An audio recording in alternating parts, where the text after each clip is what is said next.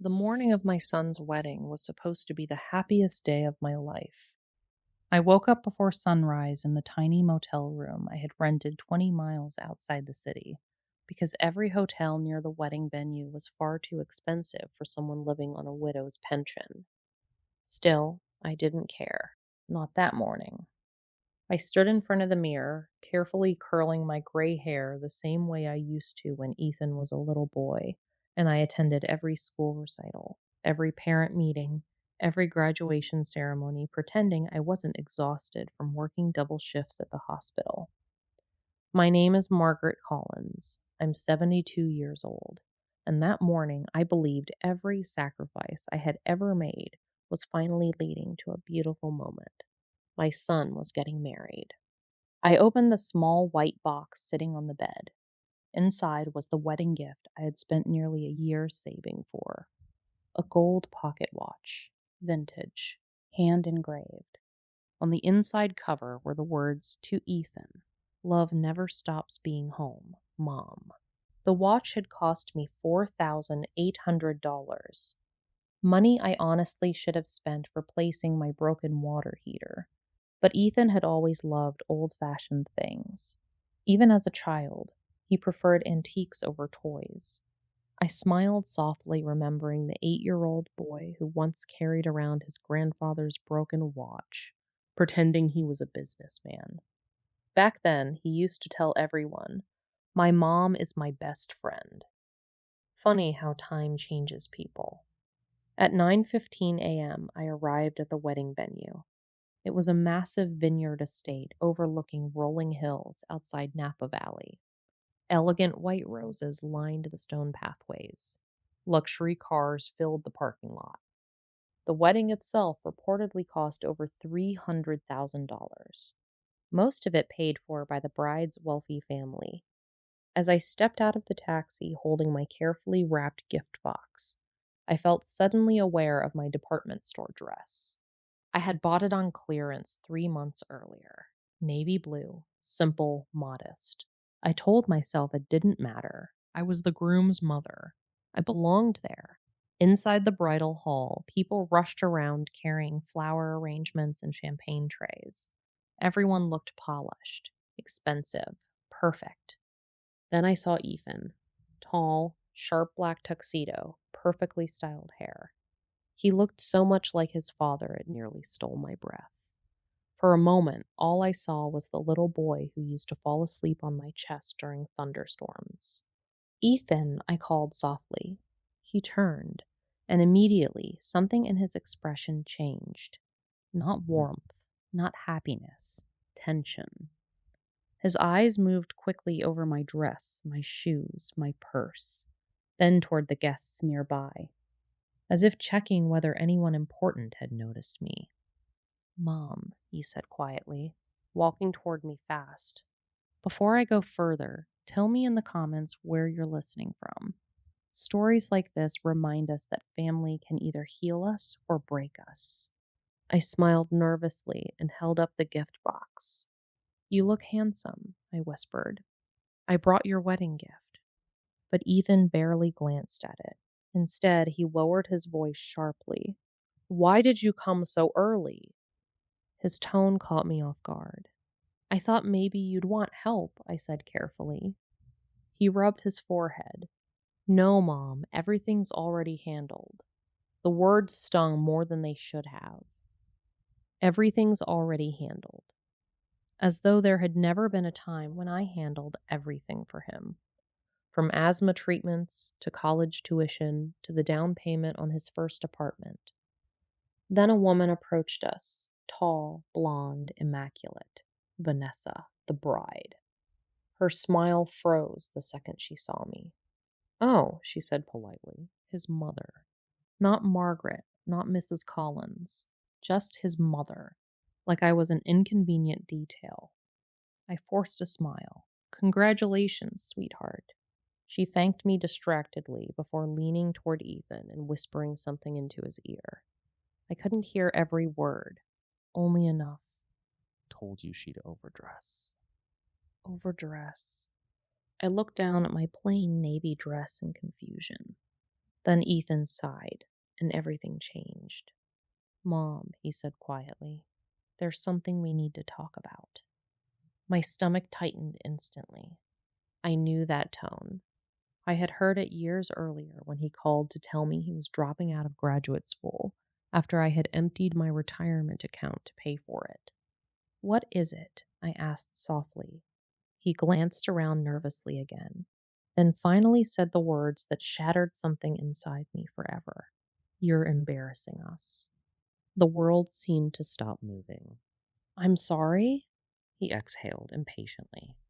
Look around, Mom. This wedding is high profile. Vanessa's family invited business partners, investors, local politicians. I stared at him, not understanding. And? And you don't exactly fit in here. The words hit harder than a slap. Vanessa crossed her arms silently beside him, not defending me, not comforting me, agreeing. Ethan continued. You showed up in that dress carrying some wrapped box like this is a church luncheon. My fingers tightened around the gift. I I saved for months for your present. That's not the point. His jaw clenched. You make people uncomfortable. Uncomfortable? After 43 years of motherhood, after every sacrifice, after every sleepless night, I swallowed hard. I'm your mother, and I appreciate everything you did, he replied quickly, clearly rehearsed. But today matters for my future. Vanessa's family already thinks you're too much. Too much? You're emotional, over-involved, old-fashioned. Each word felt surgical, precise, cruel. Vanessa finally spoke. We just think maybe it's best if you keep a low profile today. Low profile. At my own son's wedding. I looked around the grand hall. Crystal chandeliers, imported flowers, hundreds of guests, and suddenly I understood. I wasn't family there. I was a stain they were trying to hide. Ethan looked exhausted. Mom, please don't make this difficult. Difficult? I thought about the second mortgage I took out when he was 24 and drowning in debt after his failed startup. $85,000. Money I never saw again. I thought about working night shifts until age 69 because Ethan needed a little more time to become financially stable. I thought about selling my wedding ring to help him pay for law school applications. And now I embarrassed him. I tried to steady my breathing. I raised you alone after your father died. I know. I skipped meals so you could eat properly. I know, Mom. I worked double shifts for 20 years. Please, he muttered, not here. That sentence broke me more than anything else. Not here. As though my love itself had become humiliating. I slowly handed him the gift box. At least take this. He accepted it reluctantly, without opening it, without even thanking me. Then Vanessa gently touched his arm. The photographer's waiting. Ethan nodded immediately. Before leaving, he looked back at me one final time. Maybe it's better if you skip the reception. And then he walked away, just like that. No hug, no apology, nothing. I stood alone in the middle of the ballroom while workers rushed around me carrying champagne towers worth more than my monthly pension. And in that moment, something deep inside me quietly died. Not loudly, not dramatically, just silently, like a candle finally burning out after years of giving light to someone who no longer valued it. I turned slowly toward the exit. No one stopped me. No one noticed. Not even my son. And as I walked out of the vineyard under the bright California sun, I made a decision that would change both our lives forever. I would leave. And this time, I would never come back. The taxi ride back to my motel felt endless. I sat silently in the back seat, staring out the window, while vineyards blurred into gold and green streaks beneath the afternoon sun. My chest hurt. Not the dramatic kind of pain people describe in movies. Something quieter, heavier, like decades of love collapsing inward all at once. "You okay, ma'am?" the driver finally asked gently after glancing at me through the mirror. I realized tears had been rolling silently down my cheeks the entire ride. "Yes," I lied softly, but I wasn't, not even close.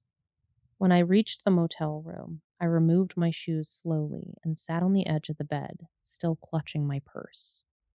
The room was painfully quiet. No wedding music, no laughter, no family. Just the buzzing air conditioner and the distant sound of traffic outside. My son was getting married, and I had been asked to disappear.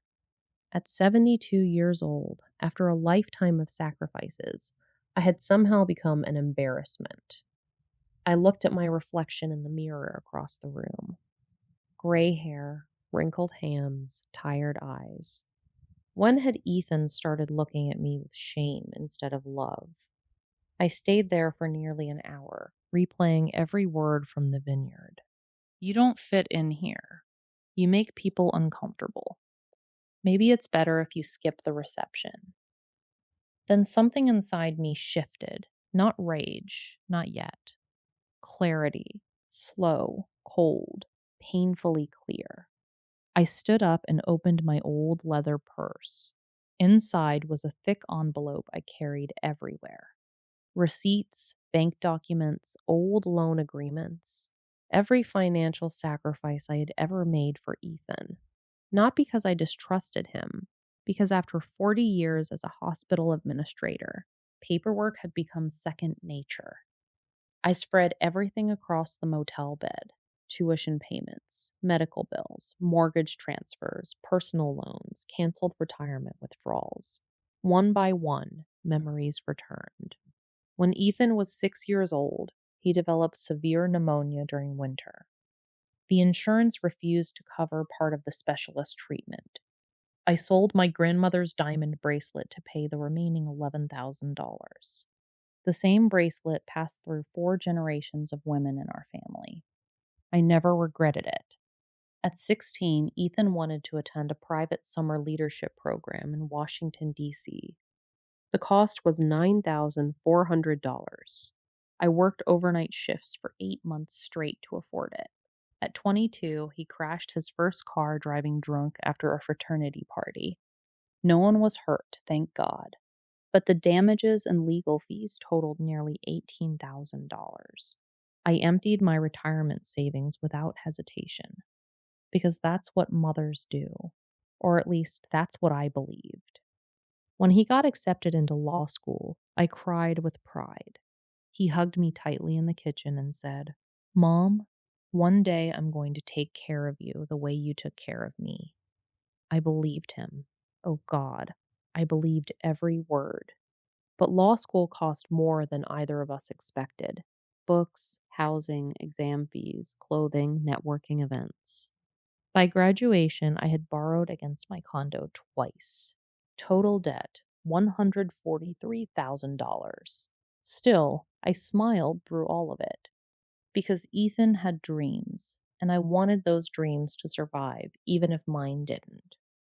Then came Vanessa, beautiful, polished, wealthy, the daughter of a powerful real estate developer from San Francisco. At first, I was happy for him.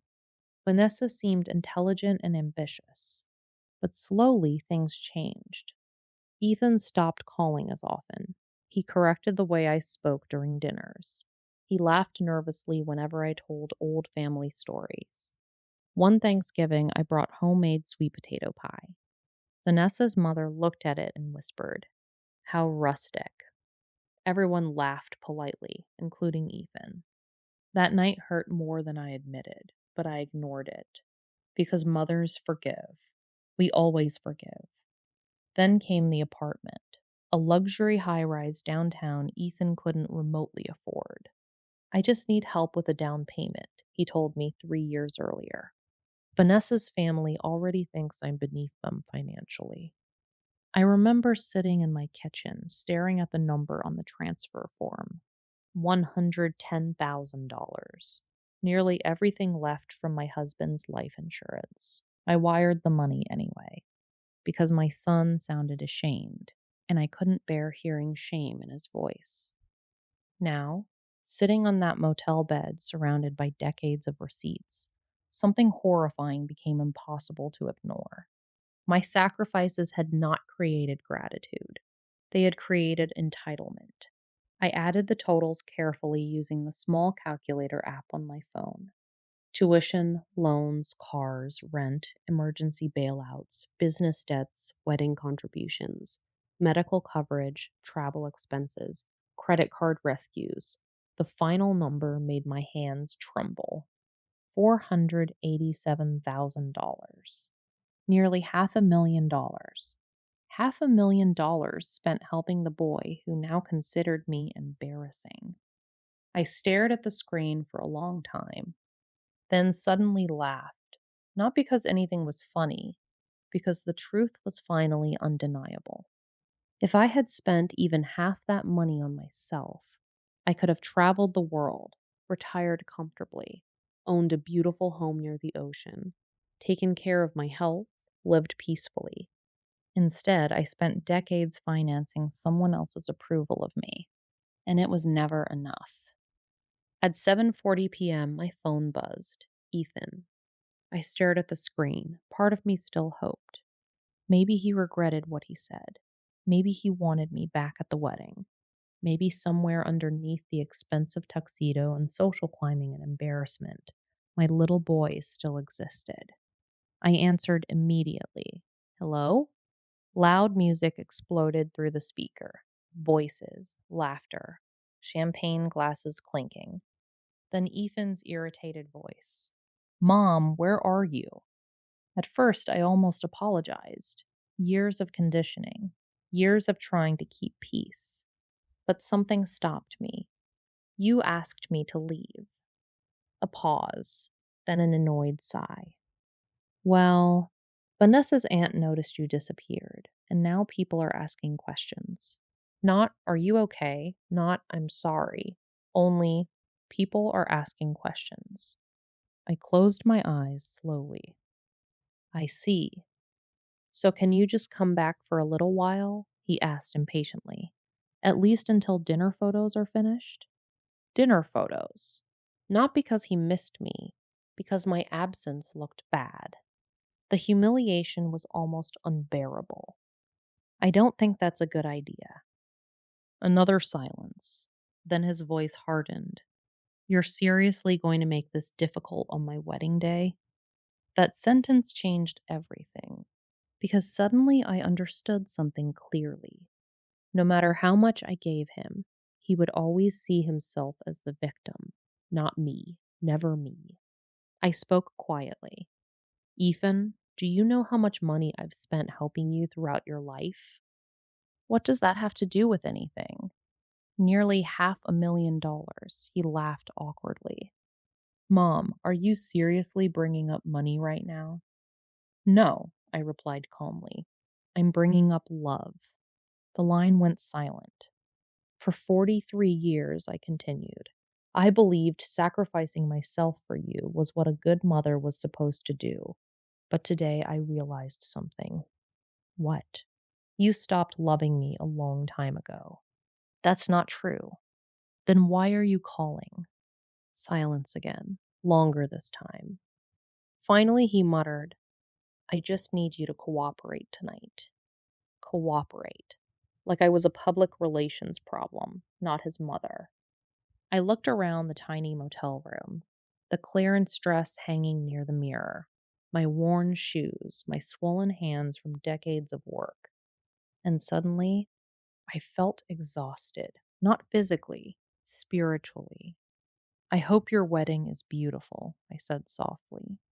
Mom, but I won't be coming back. That I hung up. For the first time in my life, I chose myself over my son. And deep down, I knew this was only the beginning. I barely slept that night. Every time I closed my eyes, I saw Ethan standing beneath the vineyard lights in his tailored tuxedo, looking at me like I was something shameful. At 3 a.m., I gave up trying. I sat by the motel window, wrapped in a thin blanket, watching headlights drift across the empty highway outside. Somewhere across town, my son was celebrating his wedding, probably laughing, drinking champagne, taking photographs, beginning a new life. And somehow there was no place for me in it. The realization should have shattered me completely. Instead, something strange was happening inside me.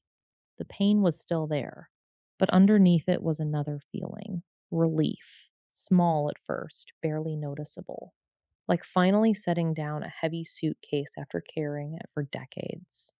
At sunrise, I made coffee using the cheap motel machine and sat at the tiny table near the window. Then I did something I hadn't done in years. I opened my old notebook. Not Ethan's financial records, not bills, not schedules. My notebook. The one I used to write dreams in before motherhood consumed my entire identity. The first page was dated 27 years earlier. I almost smiled reading it. Places I want to visit before I die: Paris, Santorini, Kyoto, Barcelona, the Amalfi Coast. I stared at the list for a long time. Every destination had eventually been replaced by something Ethan needed: tuition, rent, cars, debt, emergencies, weddings.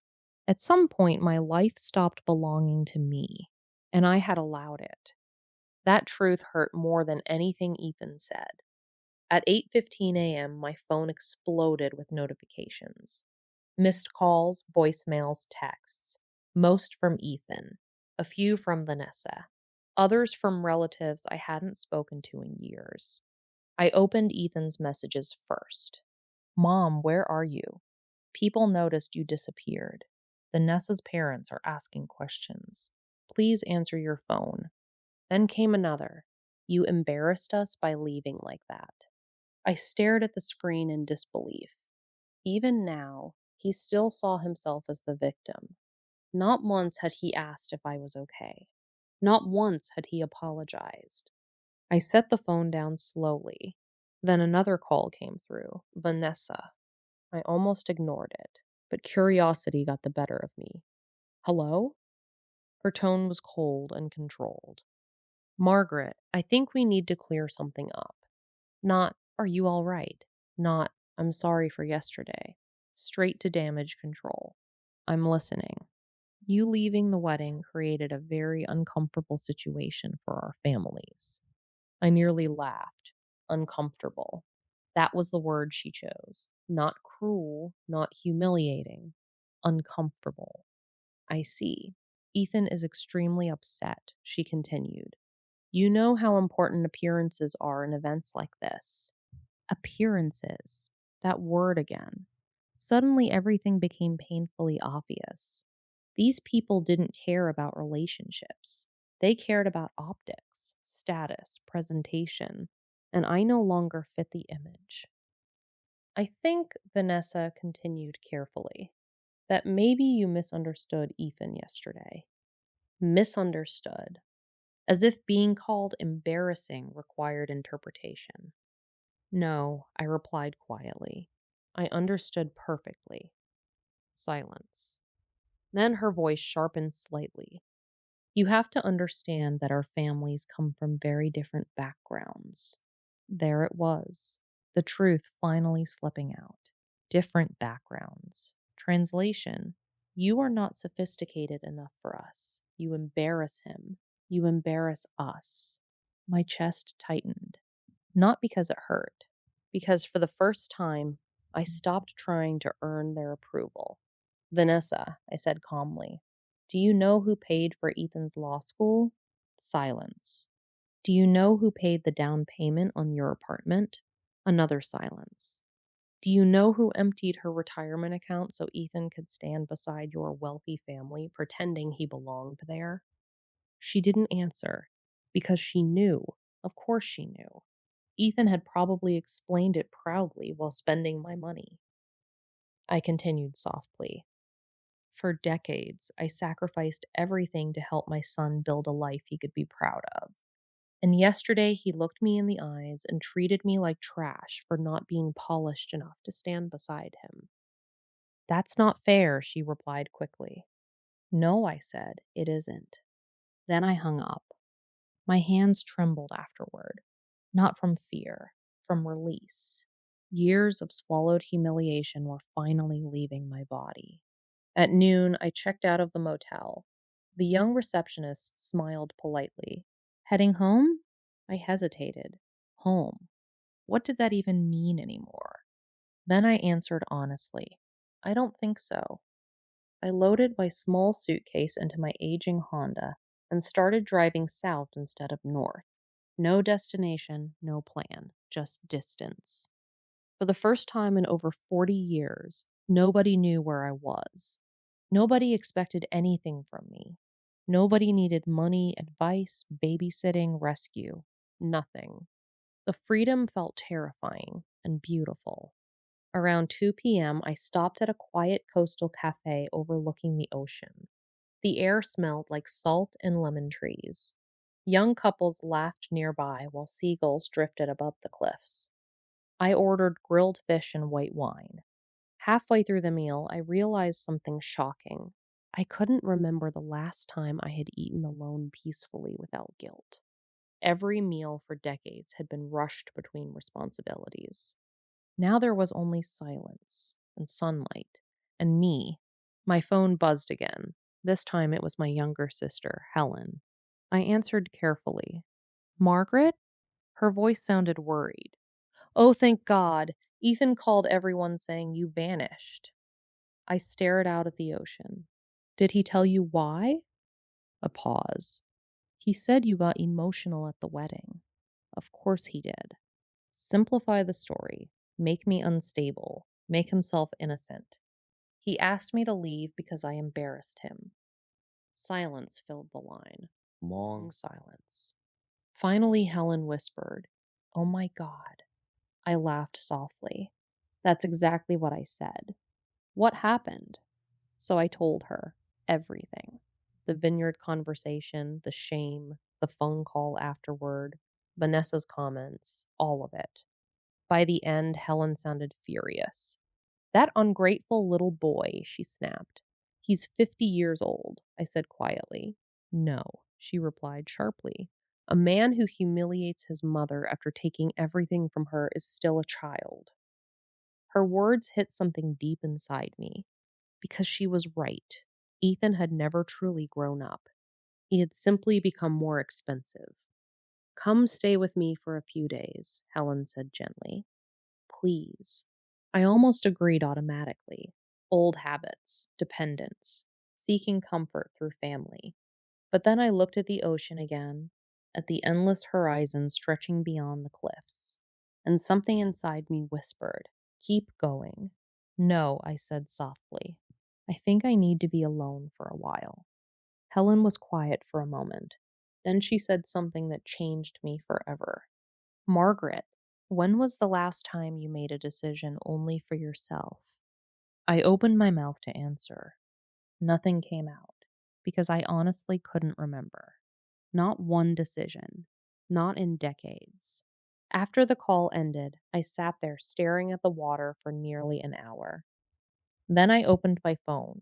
Not to call Ethan. Not to check messages. I searched for something else. One-way flights to Italy. My heart pounded as results appeared. Rome, Florence, Venice, departure tomorrow morning. I stared at the screen in disbelief. Was I really considering this? At 72? Alone? Then another thought appeared quietly inside me. If not now, when? My finger hovered over the booking button. I thought about Ethan dancing at his wedding without me, about $500,000, about decades of sacrifice, about being called embarrassing. Then I pressed purchase, one-way ticket, business class. The confirmation email appeared instantly, and for the first time since my husband died 12 years earlier, I smiled without sadness attached to it. Not because my heart wasn't broken, it was, but because somewhere beneath all the grief, a new woman was beginning to wake up. and she was finally ready to live. I arrived in Rome exhausted, emotional, and strangely alive. The moment I stepped outside the airport, warm Italian air brushed against my face like a welcome I hadn't realized I needed. No one was waiting for me. No son, no family obligations, no emergencies. Just me, at 72 years old, alone in a foreign country. And for the first time in decades, that thought didn't terrify me. It thrilled me. The taxi drove through streets lined with ancient buildings glowing gold beneath the afternoon sun. Scooters darted between cars. People laughed loudly at outdoor cafes. Church bells echoed somewhere in the distance. Everything felt alive. Meanwhile, back home, my entire life had slowly become about survival. Bills, sacrifices, rescuing Ethan from consequences, trying not to embarrass him. I checked into a small boutique hotel near Piazza Navona. Nothing extravagant, but beautiful. Fresh flowers in the lobby, soft piano music, balconies overflowing with ivy. The young receptionist smiled warmly. "Welcome to Rome, Signora Margaret."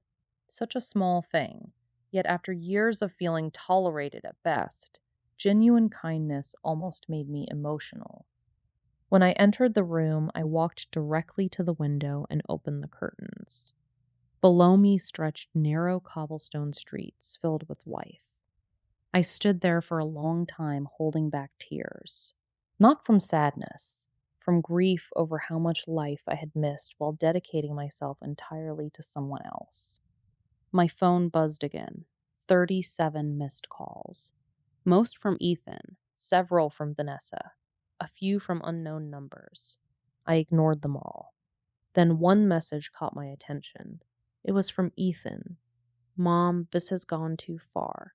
Vanessa's parents think you left because of them. People are asking questions. Can you please act like an adult and call me back?" I read the message twice, then slowly sat down on the bed. Act like an adult. After financing his entire adulthood, after sacrificing nearly $500,000, after spending 43 years protecting him from consequences, now I needed to act like an adult. The irony was almost laughable. Another message arrived seconds later. "You're ruining the beginning of our marriage." Not, "I hurt you." Not, "I'm sorry." Only, "You're ruining things for us." I finally understood something devastating. Ethan did not see relationships emotionally. He saw them transactionally. People existed in terms of usefulness. And as long as I provided money, emotional labor, forgiveness, and support, I had value. But the moment I disrupted the image he wanted, I became disposable. I turned my phone off completely. Then I placed it in the hotel drawer and left it there. That evening, I wandered through Rome alone. I ate fresh pasta at a tiny family restaurant where the owner kissed both my cheeks and called me Bella Signora. I watched street musicians perform beneath glowing lanterns. I sat near a fountain eating pistachio gelato while couples danced nearby under the night sky. And slowly, something impossible began happening. I started enjoying myself, without guilt, without permission, without needing to justify it to anyone.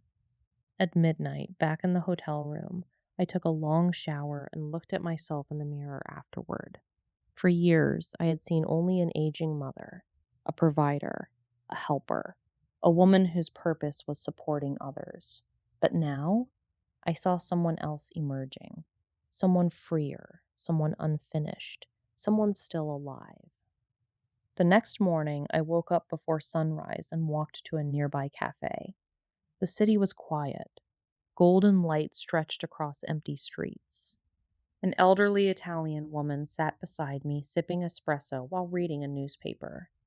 After a few minutes, she smiled warmly. "You are visiting?" "Yes." "Alone?" I hesitated, then nodded. Instead of pity, her eyes lit up. "Good," she said proudly. "Women should travel alone at least once in their lives." I laughed softly. At 72, I may be a little late. No, she replied firmly. Right on time. Those words stayed with me all day. Right on time.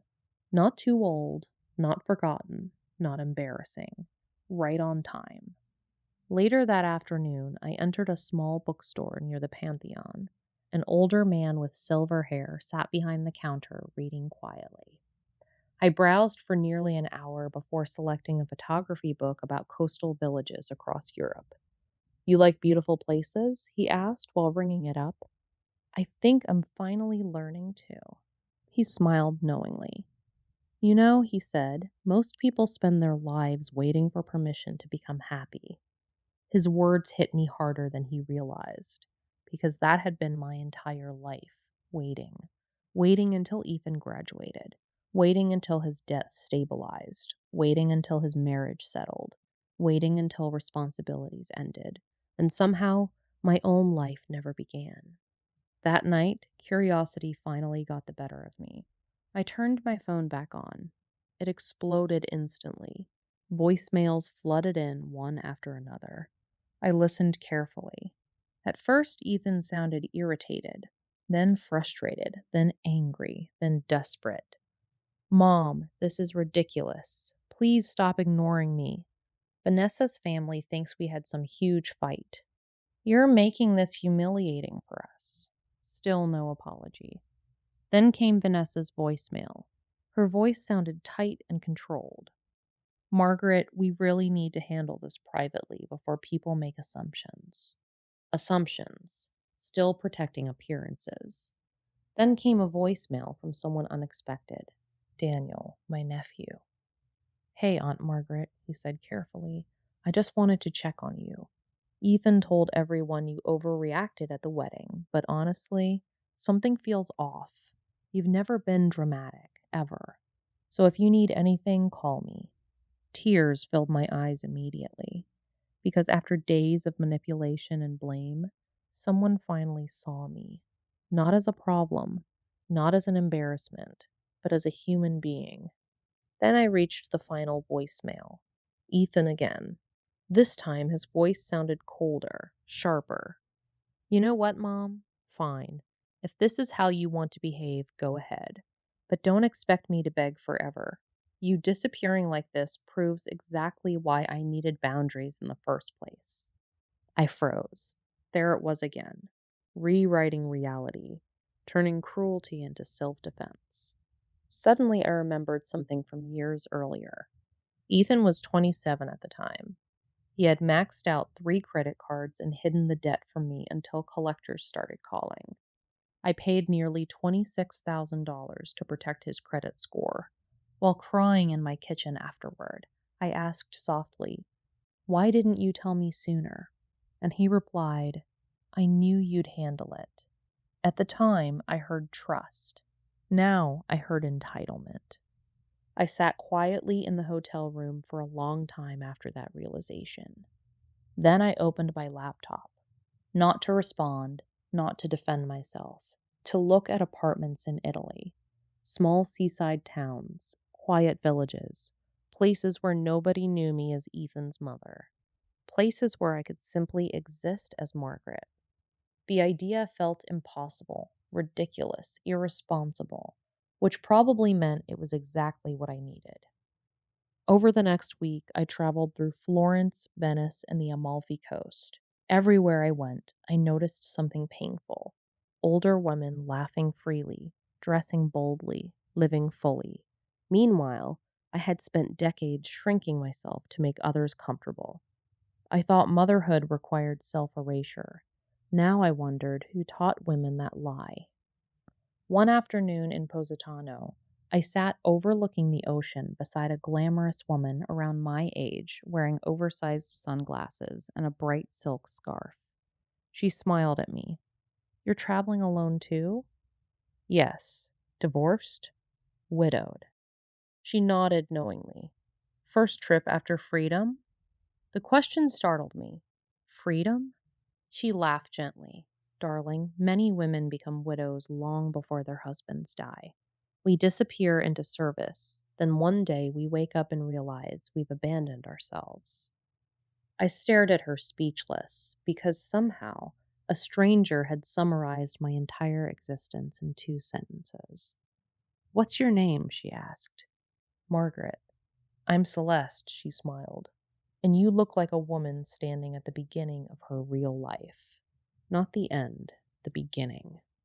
That night, sitting alone on the balcony of my hotel overlooking the Mediterranean Sea, I cried harder than I had at the wedding, because for the first time, I wasn't grieving only my son.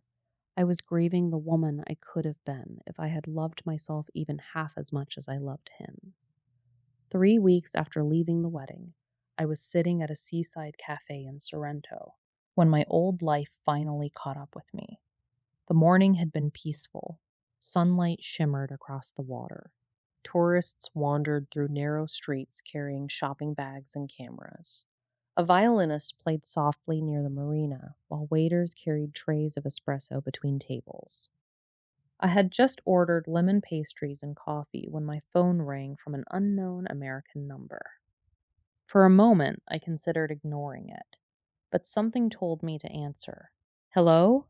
A woman's voice responded immediately. "Mrs. Margaret Lawson?" "Yes. My name is Karen Whitmore.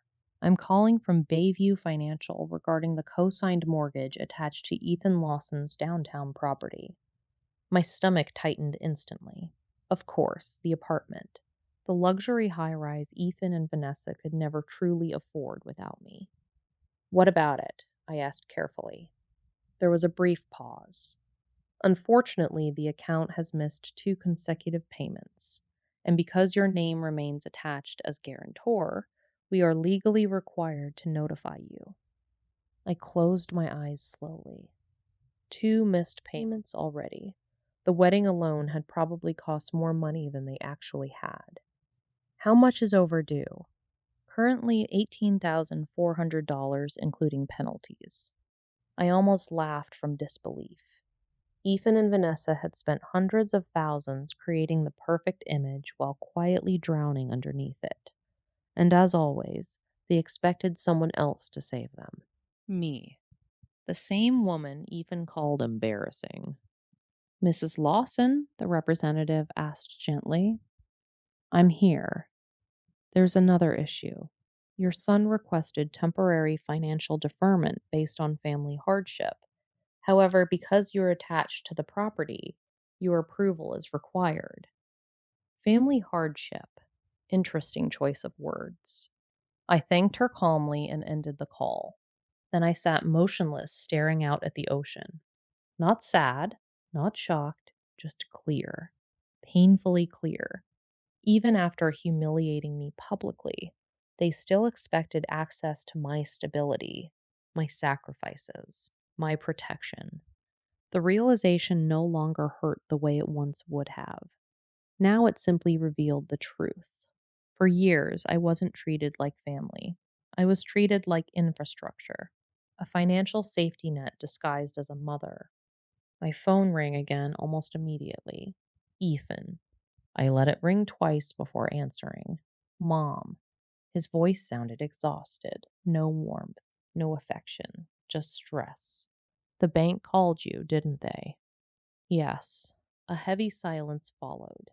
Then finally, "We're going through a temporary rough patch." Temporary. The same word he had used for nearly 20 years. Temporary debt, temporary emergency, temporary setback. All funded by permanent sacrifices from me. I see. "We just need a little time," he continued quickly. "Vanessa's father had some business issues, and some promised investments fell through after the wedding." I almost smiled at the irony. For years, Ethan distanced himself from me because I wasn't wealthy enough. And now the wealthy people weren't rescuing him. Suddenly, my money mattered again. "Mom," he said carefully, "I know things got emotional at the wedding." Emotional. Interesting. Not cruel, not humiliating, emotional.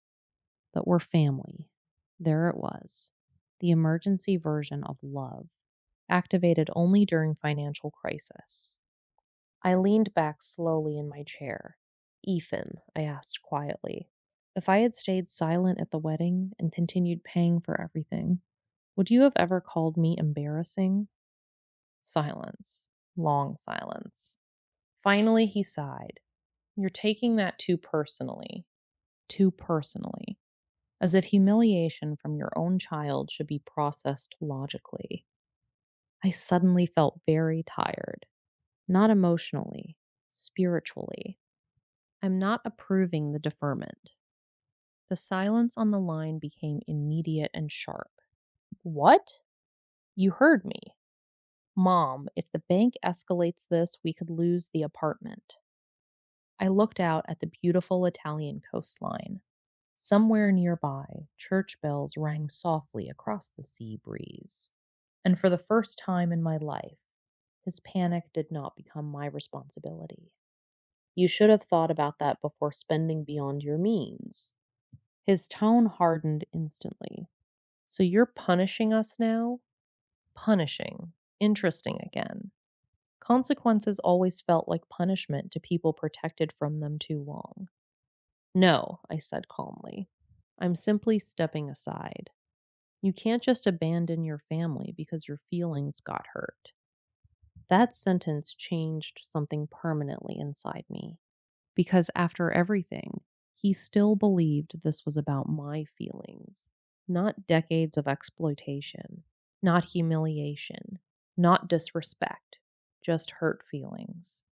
I suddenly realized Ethan had never truly seen me as a person, only as a role: mother, provider, rescuer. And roles don't deserve emotional consideration, they perform functions. You know something? I said quietly. What? I think this is the first real consequence you've faced in your entire life. His breathing grew heavier. You're unbelievable. No, Ethan, I replied softly.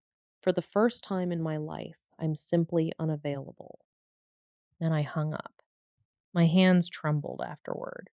Not because I doubted myself, because I didn't. That was the shocking part. For decades, guilt controlled every decision I made. Now, the guilt was fading, and beneath it was peace. That evening, I walked through the streets of Sorrento feeling strangely lighter. I bought myself an expensive silk scarf I normally would have called irresponsible. I ate seafood pasta overlooking the water. I listened to musicians performing near the harbor.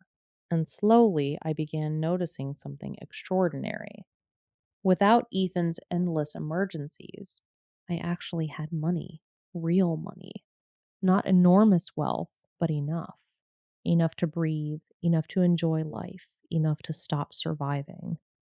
Back home, meanwhile, the situation worsened quickly. I learned everything through my sister Helen, who reluctantly became my connection to the chaos unfolding in California. They're fighting constantly, she told me during a phone call 2 days later. Who? Ethan and Vanessa. Apparently, the wedding debt is much worse than anyone realized. Of course it was.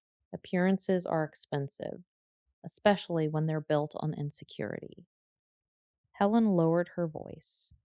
And between us, Vanessa's parents are furious. Why? Because they assumed you were helping financially long term. I nearly laughed aloud. There it was again. Even wealthy people had quietly calculated my usefulness into their future. I was never fully accepted socially, only financially. They also think Ethan lied about how stable everything was, Helen continued. I could picture it perfectly. Designer suits, luxury apartment, elite wedding venue, prestigious image, all balanced on debt and my silent support. What's Ethan saying about me? I asked quietly. Helen hesitated. He tells people you're having some kind of emotional breakdown. I went silent. Of course. If a mother finally stops sacrificing herself, she must be unstable. Self preservation always looks selfish to people benefiting from your exhaustion. He says you disappeared because you couldn't handle him growing up.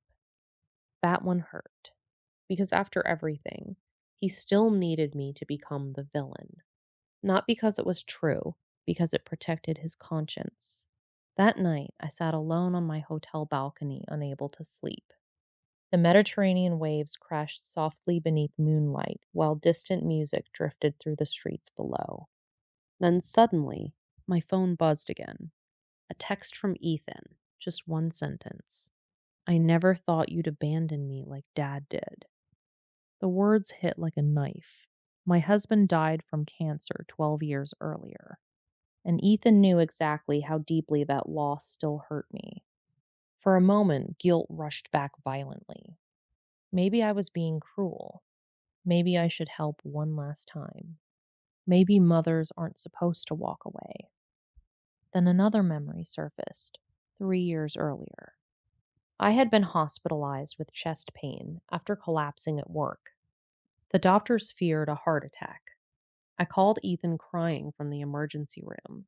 Do you know what he said? Can I come tomorrow instead? Vanessa and I already have dinner reservations tonight. Tomorrow, as if mothers could postpone fear and loneliness conveniently. He never came that night, or the next morning, but now I was the one abandoning him. I stared at his message for a long time, then finally replied, Your father died loving you. I'm simply learning to love myself too. After sending it, I blocked his number, then Vanessa's, then every unknown number connected to them. And when I finally set the phone down beside the bed, the silence no longer felt lonely. It felt earned.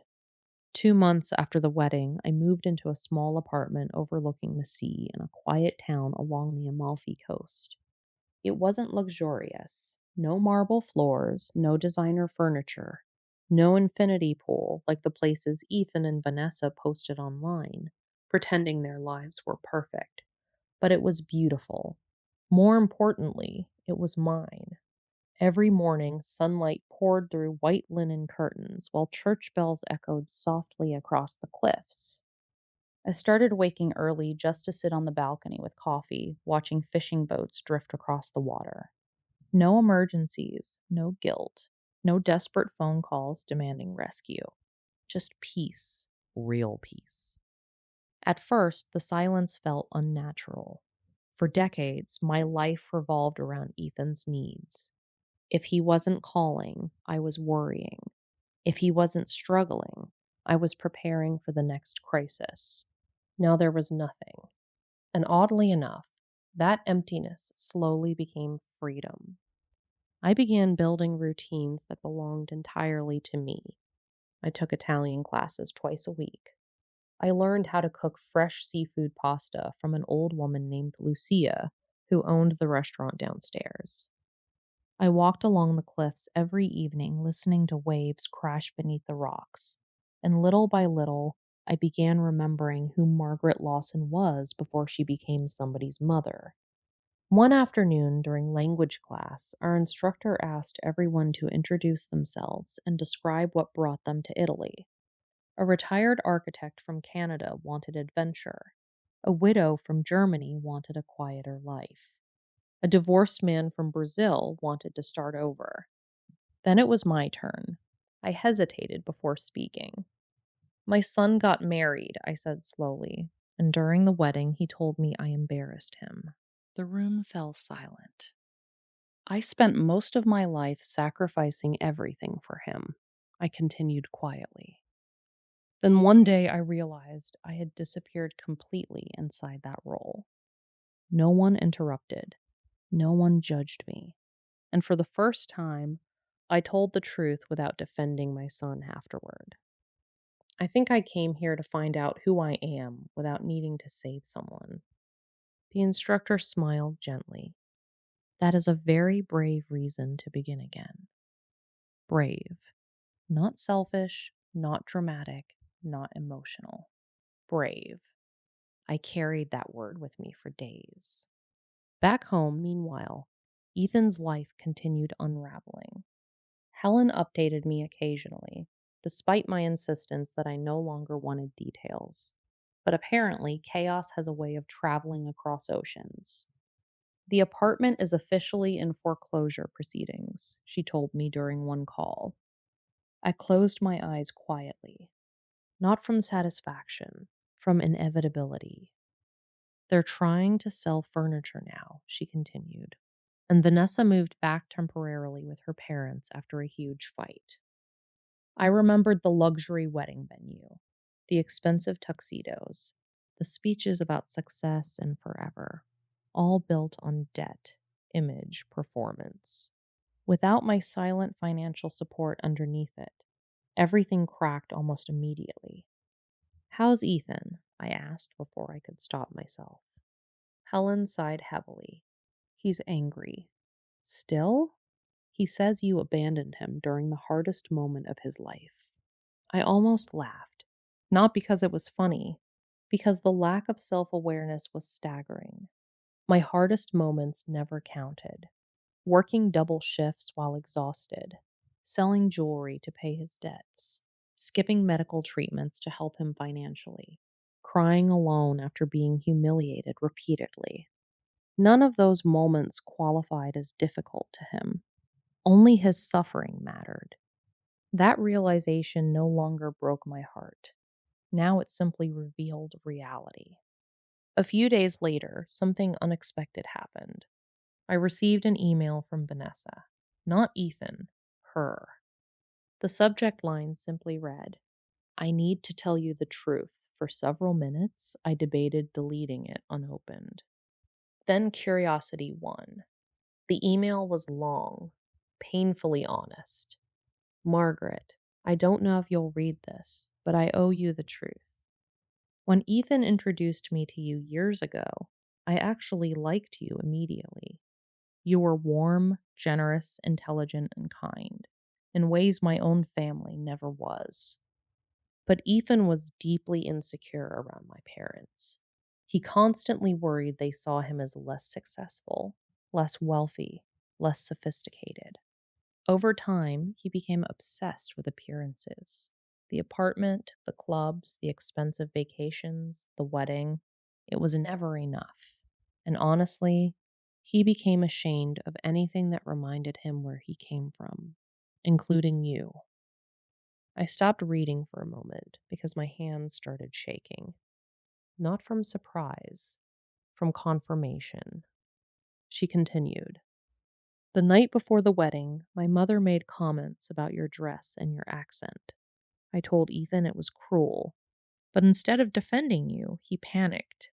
He said he couldn't deal with any embarrassment during the wedding because he needed everything to look perfect. I should have stopped him. I should have defended you. Instead, I stayed quiet. I'm ashamed of that. Tears blurred my vision because for the first time, someone inside that world finally admitted what happened. No gaslighting, no rewriting reality, just truth. The final paragraph hurt most of all. You spent years protecting Ethan from consequences. I think somewhere along the way, he confused sacrifice with entitlement. Now that everything is collapsing financially, he still talks about what you owe him instead of what he did to you. I don't know if he'll ever fully understand, but I do, and I'm sorry. I sat staring at the email for nearly an hour, then quietly closed my laptop. No response, not out of bitterness, because some truths don't require conversation afterward. They simply settle inside you permanently. That evening, I walked alone along the coastline while the sun melted into the sea, and for the first time, I stopped waiting for Ethan to become someone different. That hope finally died. Oddly enough, its death brought peace. A week later, I attended a dinner party hosted by Celeste, the glamorous woman I had met in Positano. There were 8 people around the table: artists, retirees, writers, travelers, all older, all carrying invisible histories. At one point, the conversation turned toward family. A man named Roberto laughed sadly. "My daughter only calls when she needs money." A woman across from him raised her wine glass. Congratulations, she said dryly. At least yours calls.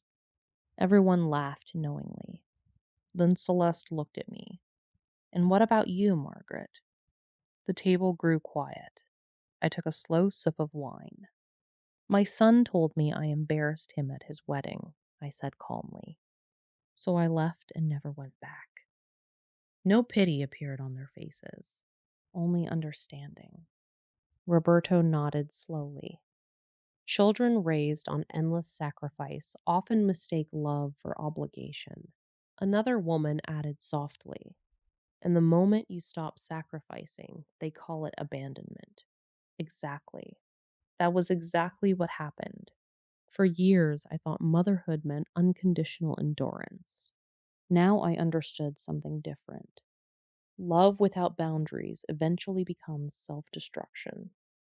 Later that night, after returning home, I stood on the balcony wrapped in a sweater listening to waves below. Then suddenly, my phone rang. Unknown American number. My stomach tightened instinctively. For one dangerous moment, hope flickered again. Maybe Ethan finally understood. Maybe he wanted to apologize. Maybe. I answered carefully. Hello? A man's voice responded. Mrs. Lawson?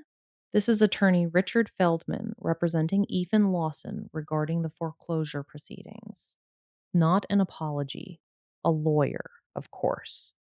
We'd like to discuss options for preventing further financial damage, he continued professionally. Translation. They needed money again. I almost admired the consistency. I'm listening. Your son believes the property situation can still be resolved if you're willing to reinstate temporary support while assets are reorganized. Assets reorganized. Such elegant language for, please save us again. I stared out at the dark ocean while anger rose slowly inside me. Not explosive anger, the quiet kind born from finally understanding your own worth. For 43 years, I said calmly, my support was never temporary. It was expected. A pause. Then the lawyer carefully replied, Mrs. Lawson, your son feels emotionally abandoned. Emotionally abandoned. Interesting phrase coming from the people who humiliated me publicly. I smiled sadly into the darkness. You know, I said quietly, the strange thing about finally choosing yourself is that everyone benefiting from your sacrifice suddenly calls you cruel.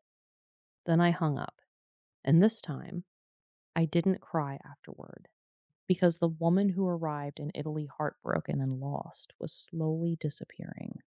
In her place stood someone new, someone stronger, someone who finally understood that love should never require you to vanish in order for someone else to shine. 6 months after I left the wedding, I no longer checked my phone hoping Ethan had changed. That hope had faded quietly somewhere between Italian sunsets and peaceful mornings by the sea. My life had become beautifully ordinary. I bought fresh bread every morning from the same bakery where the owner greeted me with warm smiles and free pastries. I spent afternoons reading near the marina. I painted badly but enthusiastically in watercolor classes twice a week. And for the first time in my entire adult life, my nervous system felt calm. No constant anxiety, no waiting for the next crisis, no fear that someone I loved would suddenly need saving. Peace became unfamiliar at first, then addictive. One chilly November morning, I was sitting on my balcony wrapped in a blanket when Helen called. The moment I heard her voice, I knew something serious had happened.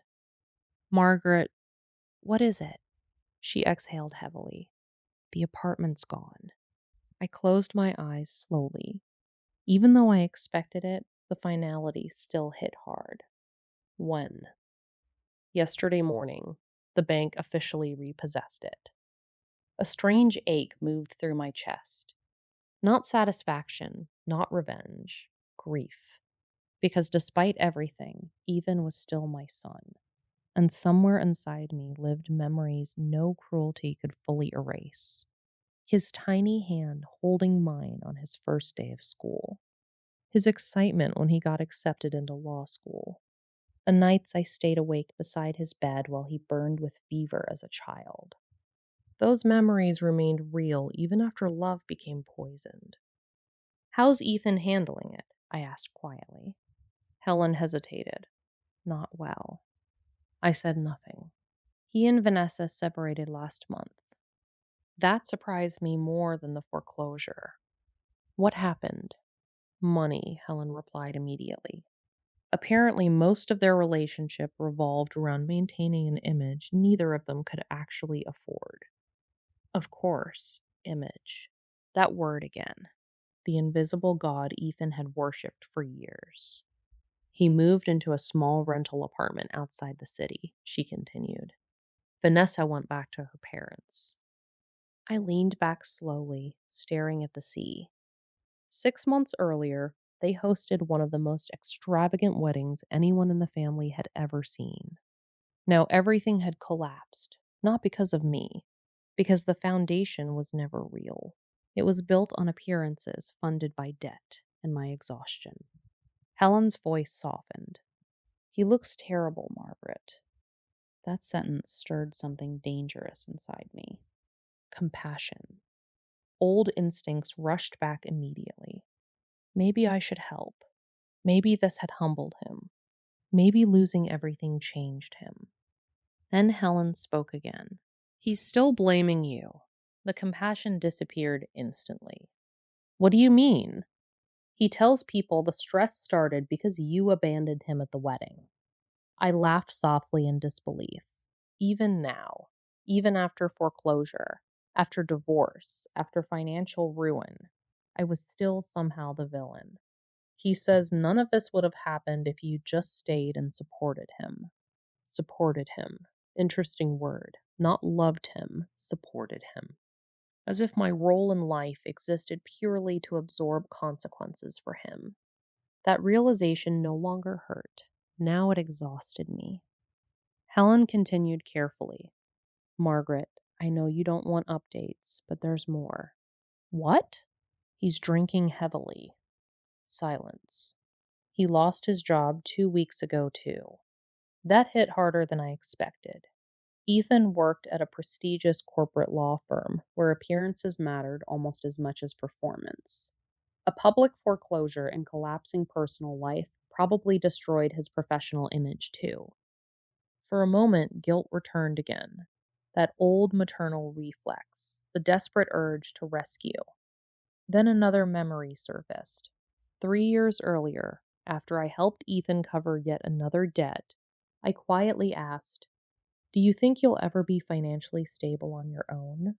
He laughed and replied, "Why worry? You always figure things out." At the time, I heard confidence. Now I heard dependency disguised as affection. "Margaret?" Helen asked gently. "I'm here. What are you thinking?" I stared out at the gray sea.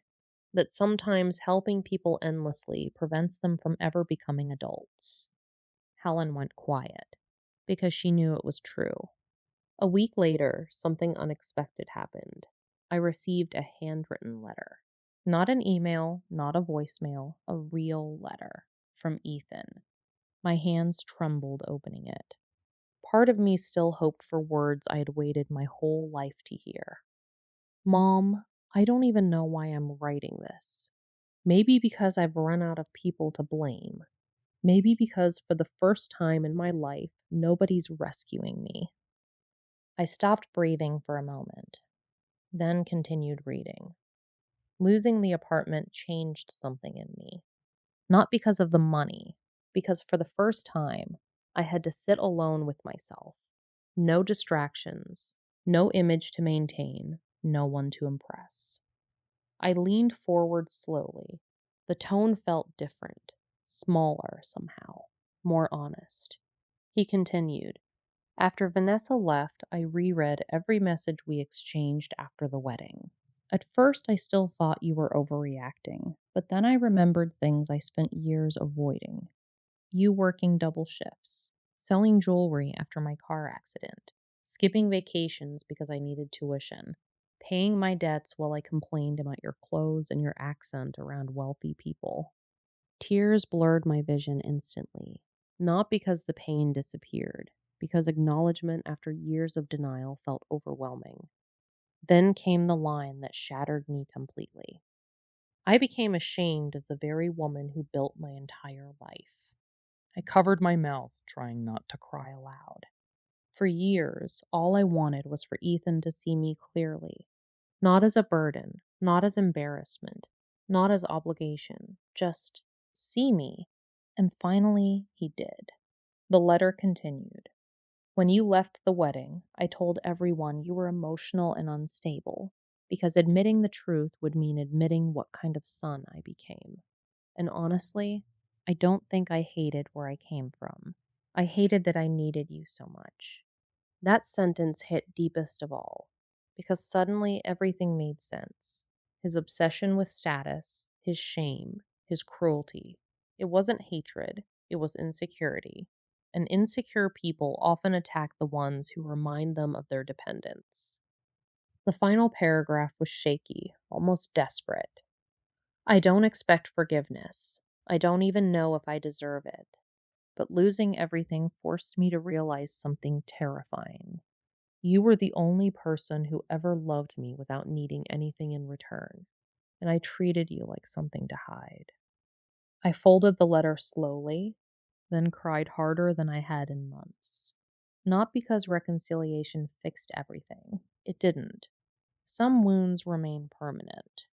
But after a lifetime of emotional blindness, my son had finally spoken honestly. That mattered, even if it came too late. That evening, I walked alone through the harbor carrying the letter in my coat pocket. The sea breeze felt cold against my face while lights reflected across dark water. And for the first time since the wedding, I didn't feel angry anymore. Sad, yes. Grieving, absolutely. But not angry. Because somewhere between losing everything, Ethan had finally met himself honestly. The next morning, I called Celeste and asked if she wanted coffee. The moment she saw my face, she smiled knowingly. What happened? My son wrote me a letter. And? I stared down into my espresso. He finally told the truth. Celeste reached across the table and squeezed my hand gently. That changes everything. I thought about that carefully, then slowly shook my head. No, I whispered. It changes him. And somehow, that distinction changed me too. Winter arrived quietly along the Portuguese coast. The tourists disappeared. The beaches emptied. The city slowed into something softer and more intimate. And strangely, so did I. For the first time in decades, my life no longer revolved around surviving someone else's emotional storms. I woke when I wanted, cooked meals because I enjoyed them, not because someone expected them.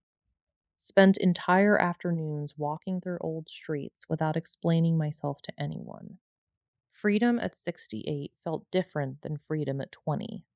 It wasn't loud, it wasn't reckless, it was peaceful. And after a lifetime of tension, peace felt miraculous.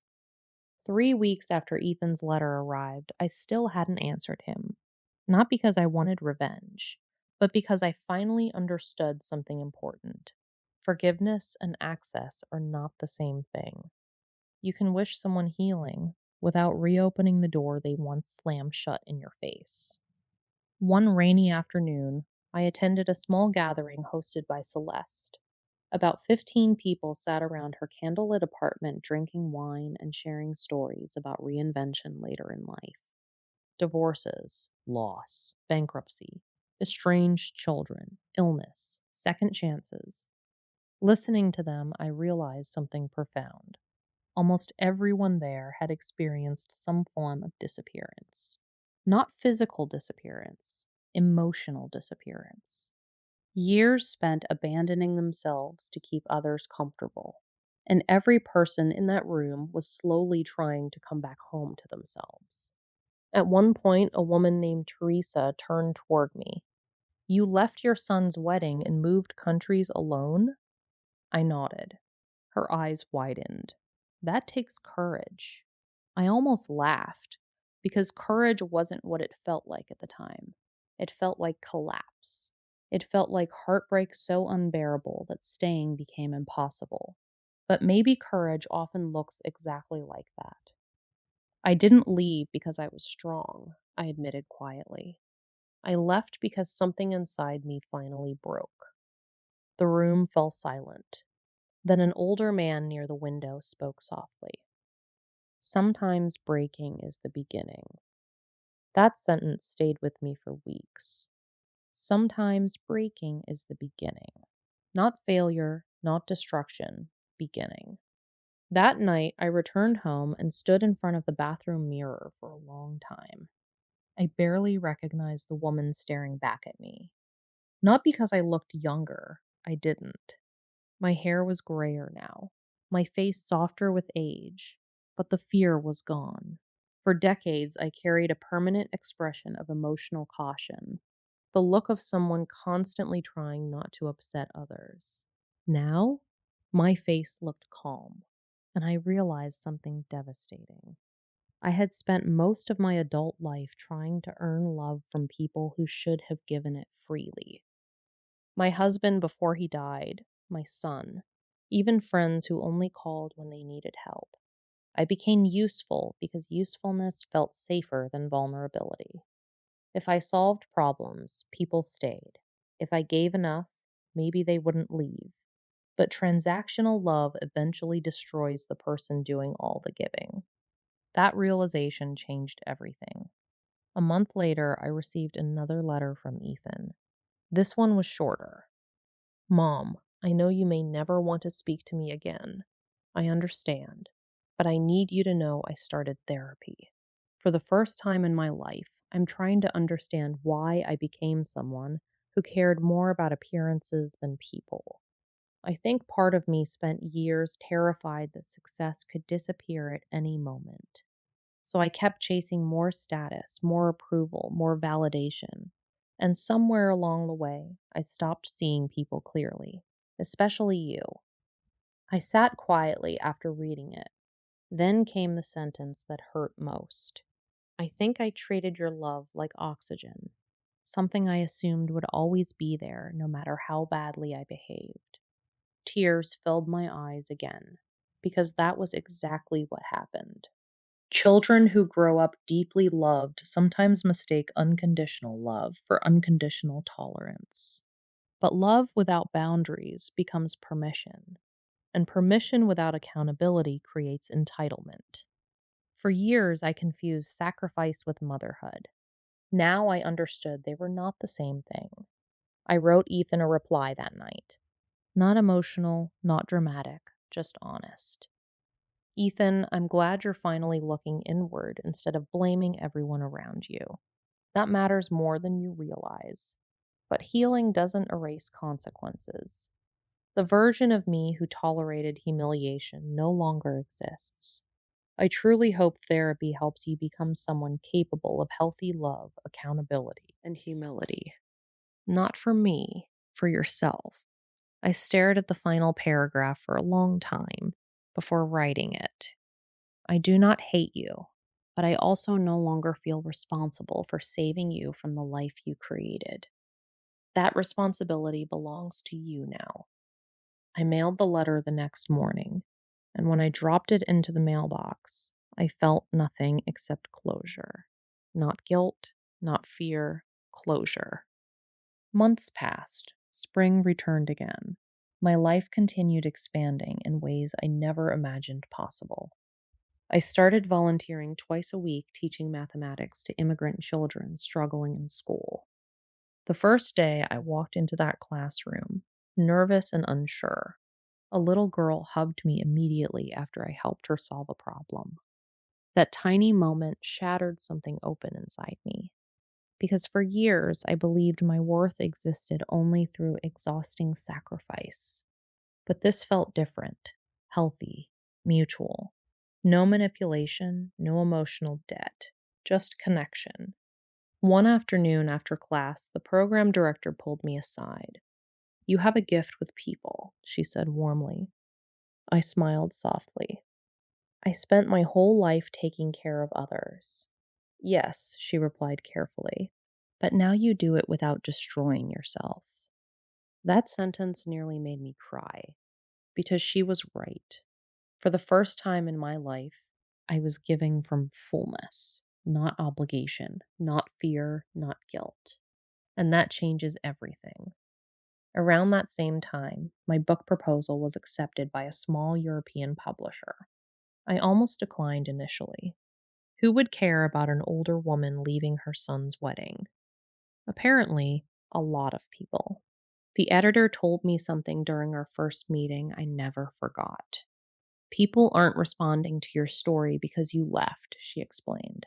"They're responding because deep down, many people know what it feels like to abandon themselves for love." That truth hit hard because my story was never really about Ethan. It was about what happens when someone slowly disappears inside relationships built entirely on emotional imbalance. Writing the book became unexpectedly healing. Not because it erased pain, because it organized it. For the first time, I could see my life clearly: the patterns, the enabling, the guilt, the fear of rejection, and most importantly, the moment I finally chose myself. One evening after a book meeting, I walked alone along the waterfront while golden light reflected across the ocean. A younger woman approached me cautiously. "Excuse me," she said nervously. "Are you Margaret Ellis?" I smiled slightly. "Yes."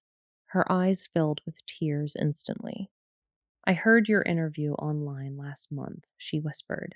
"It made me leave an emotionally abusive relationship I'd been trapped in for 11 years." I stared at her speechless. "You reminded me that loving someone shouldn't require disappearing." That sentence hit me harder than anything else ever had, because suddenly all the suffering meant something beyond pain. My story became survival instructions for someone else.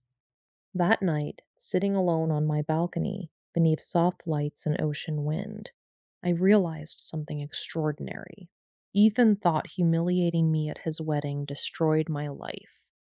But in reality, that moment forced me to finally build one. And the woman sitting there now, peaceful, financially stable, emotionally awake, would never again shrink herself to make someone else comfortable. 3 years passed. Not slowly, not painfully, but peacefully. The kind of peace I once believed only existed for other people.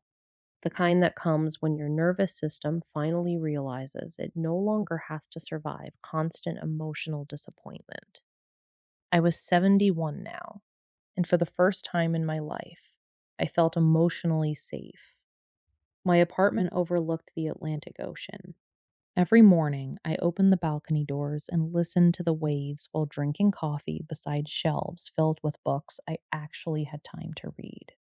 I had friends, real ones, people who called because they enjoyed my company, not because they needed money, favors, or emotional labor. My book had unexpectedly become successful across Europe and parts of the United States. Women wrote to me every week. Some were mothers, others daughters. A few were even sons. Each letter carried the same quiet grief: the pain of loving people who only valued them when they were useful. One afternoon, while organizing emails for my publisher, I noticed a message sitting unread at the bottom of my inbox. Sender Ethan Ellis. My chest tightened instantly. I hadn't heard from him in nearly 11 months, not since my last letter. For a moment, I considered deleting it unopened, but something stopped me. Maybe curiosity, maybe closure, maybe the simple reality that time softens even the hardest wounds. I opened it slowly. "Mom, I don't know if you'll read this. Honestly, I probably don't deserve for you to. But today something happened that made me understand you in a way I never did before. I kept reading. Last week, Lily told me she wants a separation. She said living with me feels emotionally exhausting. She said I care too much about appearances and not enough about people's feelings. And while she was crying, I suddenly heard my own voice from our wedding day. My hands trembled. I continued reading carefully. For years, I blamed stress, pressure, work, anxiety, and everyone else for the kind of man I became. But therapy forced me to confront something ugly. I learned how easily entitlement disguises itself as ambition, how selfishness hides behind perfectionism, and how often I treated love like a transaction instead of a responsibility. I stared at the screen for a long time. Then came the sentence that broke me. I became the kind of person who humiliates the people who love him most. Tears filled my eyes instantly, not because the pain disappeared, but because for the first time, he truly understood. There was no manipulation in the message, no request for money, no guilt, no attempt to force reconciliation, only accountability. And accountability changes everything. The email continued. I spent years angry that you left, but now I understand something. You didn't leave to punish me. You left because staying would have destroyed what little remained of you. And honestly, I think if you had stayed, I never would have changed. Outside, waves crashed softly against the shore. I kept reading. I used to think love meant people never leave you. Now I understand healthy love sometimes requires consequences. You gave me consequences for the first time in my life, and losing you forced me to confront myself. At the bottom of the email was a photo attachment. I hesitated before opening it. It was a picture of Ethan sitting beside my grandson. Daniel looked older now, nearly 10.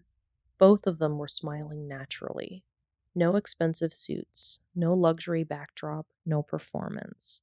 Just two human beings sitting at a small kitchen table, building what looked like a school project. For some reason, that simple image hurt more than all the others, because I realized something tragic. My son finally became human only after losing everything he once used to define himself: the mansion, the status, the image. Even his marriage was ending, and yet somehow he looked more real in that tiny apartment kitchen than he ever had inside that enormous wedding ballroom. At the bottom of the email were his final words. I don't expect forgiveness anymore. I just wanted you to know that your leaving saved at least one person: me. I closed the laptop slowly. Then I cried harder than I had in years. Not because I wanted my old life back. I didn't. Not because I regretted leaving. I didn't regret that either. I cried because grief and healing can exist together. You can love someone deeply and still accept that distance was necessary. That evening, I walked along the shoreline for nearly 2 hours thinking about motherhood. How strange it is. Children spend years believing parents exist endlessly, as if mothers are emotional infrastructure instead of human beings, always available, always forgiving, always waiting. And many mothers participate in that illusion willingly. We teach our children that our suffering is proof of love. Then one day we wake up emotionally empty, wondering why nobody notices our pain. I stopped walking near an old lighthouse and sat quietly on a bench overlooking the ocean. For a long time, I watched seagulls drift above the water. Then I asked myself a question I had avoided for years. If Ethan walked toward me right now, what would I do? The answer surprised me. I wouldn't run into his arms. I wouldn't collapse crying. I wouldn't return to the old version of myself. But I also wouldn't turn away, because forgiveness had finally replaced rage. Not reconciliation, forgiveness. And there's a difference. One releases bitterness, The other restores access. Some relationships can heal emotionally without ever returning to what they once were. That realization brought me unexpected peace. A few months later, my publisher invited me to speak at a conference in Madrid about emotional boundaries and late life reinvention. More than 600 people attended, mostly women over 50. Some looked exhausted, others hopeful. Many looked both.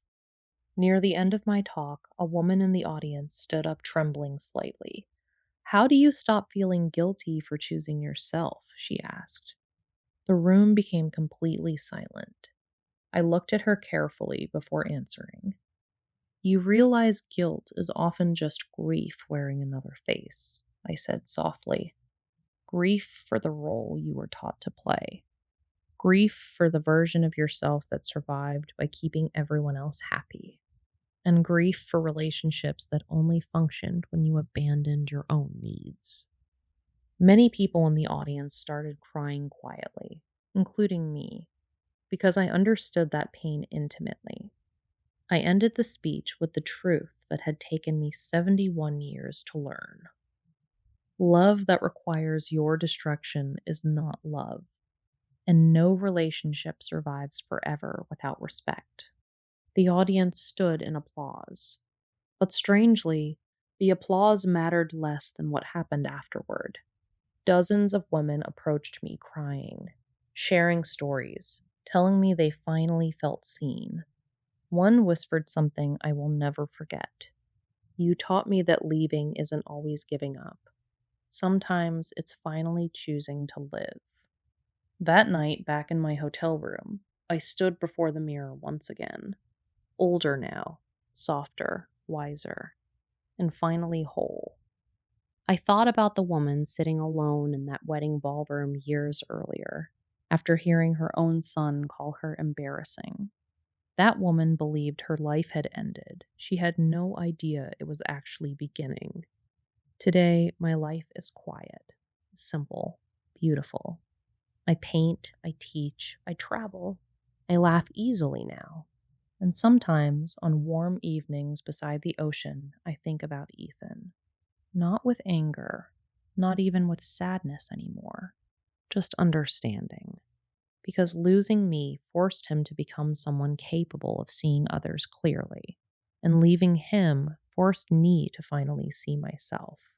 If there's one thing I've learned through all of this, it's that disappearing is sometimes the only way a person finally understands your value. But more importantly, sometimes disappearing is how you finally discover your own.